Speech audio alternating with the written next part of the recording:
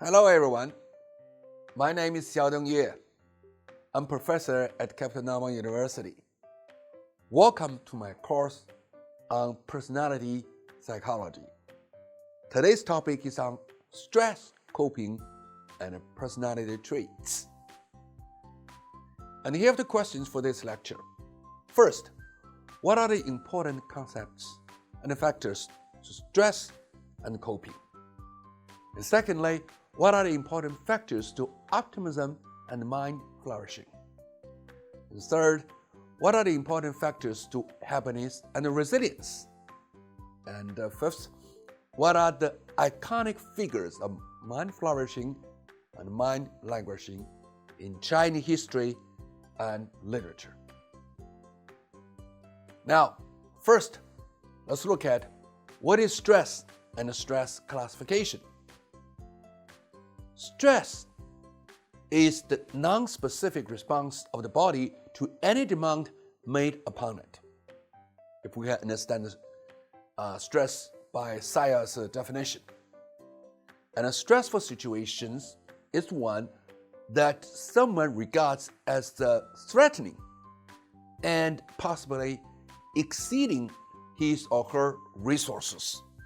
And this is by Lazarus in 1977. So, stress means something that you cannot cope with. It's beyond your resources. If you can cope, there's no stress. If you cannot cope, it becomes stress. And stress is the subjective feeling produced by the events that are uncontrollable or threatening. And this is by Larson in 2018. So put together, these are the definitions of stress. And think about it, the common or typical stressful events and situations for students. Preparing and taking an exam, preparing and taking a lecture, preparing and taking an interview, preparing and making a presentation, writing academic papers and proposals, writing academic papers in English, resolving interpersonal conflicts, leading group projects, whatever. You can go on with the list.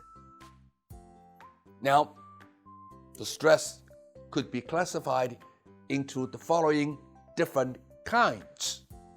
First, there's the acute stress, including sudden incidents, accidents, illness, injuries, or tasks. Next, the chronic stress include long-term illness, injuries, tasks, demands, challenges.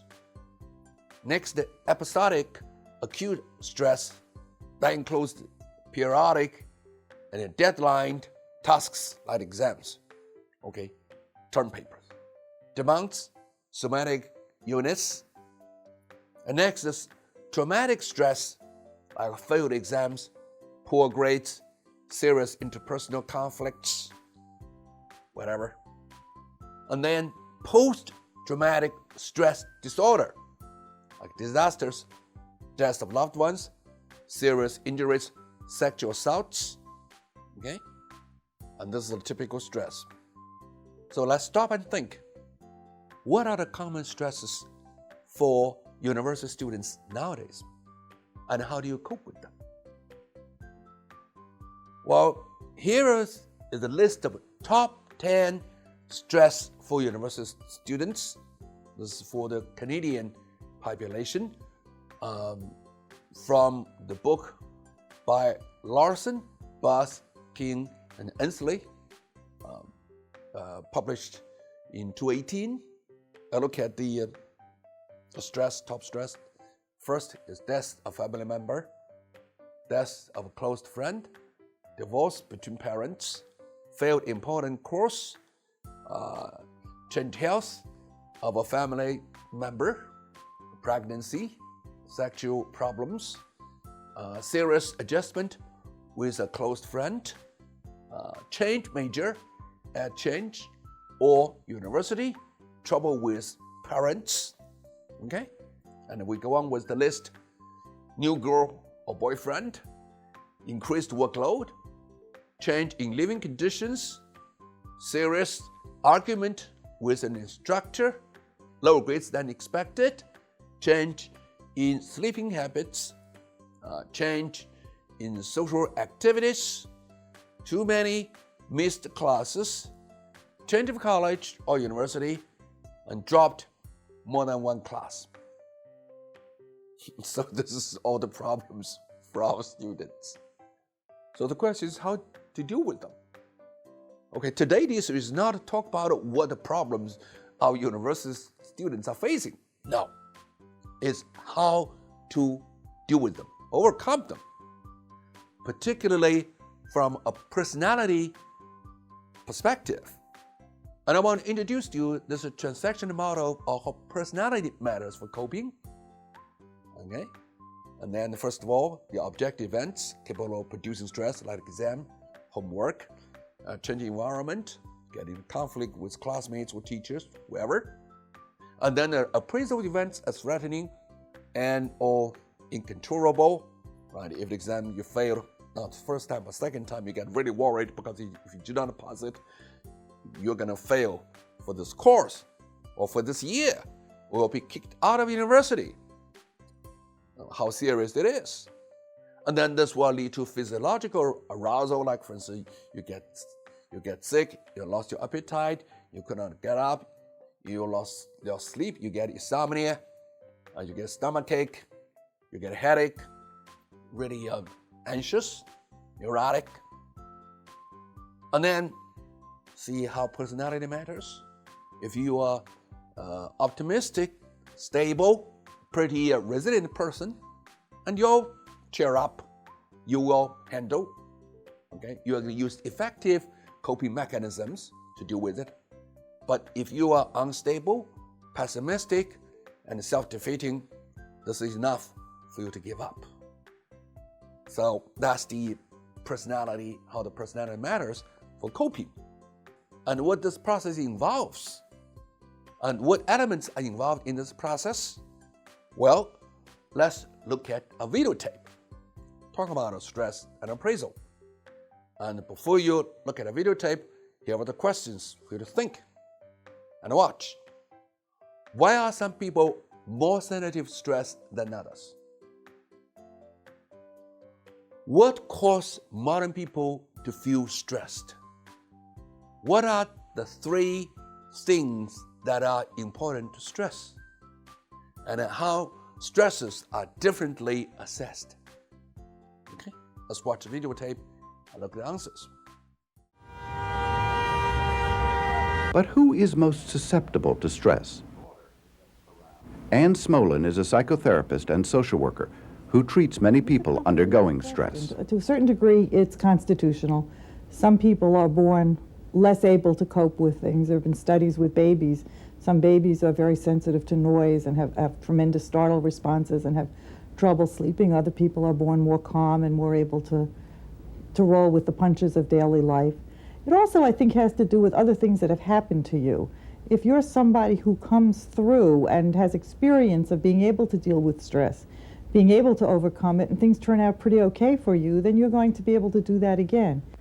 In addition, psychologists say 3 things are key: the predictability of the stressor, our control over it, and equally important, the meaning of the stressor to us. Dr. Andrew Slaby is a practicing psychiatrist in New York who has written extensively about stress. What may be stressful to one person will not be to another. If in fact you see a shadow looming up behind you at 12 o'clock at night and your heart begins to go rapidly and you think, my God, I'm about to be mugged, you will be very stressed. However, if the shadows go beyond, you know the neighborhood well, and every time you walk by a particular lamp you see a large shadow, you don't have that same feeling. It's the same experience for 2 different people with a different context. For one, it's a known, familiar thing, the shadow of a lamp as you walk by it. For another, it's the potential of danger. The way you interpret things is obviously going to affect the way things affect you. People who are afraid of growing old will respond to every birthday with some sort of a stressful response, whereas most of us don't respond that way. Most of us like getting presents and blowing out candles and so on. So stress often depends on the eyes of the beholder. Is studying for exams stressful or energizing? Does noise overwhelm us or create a sense of being alive. Is being a working mother fulfilling or filled with pressure? It depends on who we are.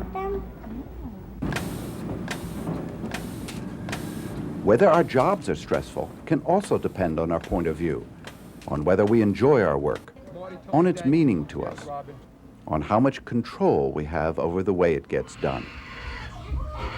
A lot of the time it's the minor stresses in life that take away our control. The phone rings, the baby cries, the dishwasher breaks, any one of a number of things happen, and we are distracted from what we had planned to do with that time, with that day. And we're called upon to now deal with something that we had no intention of dealing with, and it's frustrating and it gets us angry. And I think modern life is full of that kind of minor stress, which keeps people really on the edge in ways that if they didn't have those stresses, they wouldn't be. Things could get accomplished. You would feel that you had control over planning your day, planning your time, and what was going to happen to you. Now you have to watch the videotape, and you can see some people relax, some people really cannot be relaxed. They get easily provoked and easily angered. So we can see both the disposition or the personality factors matter, and appraisal doesn't matter. Appraisal. Okay, you can take a serious thing lightly or take a light thing seriously. As we say in Chinese, 举重若轻或举轻若重。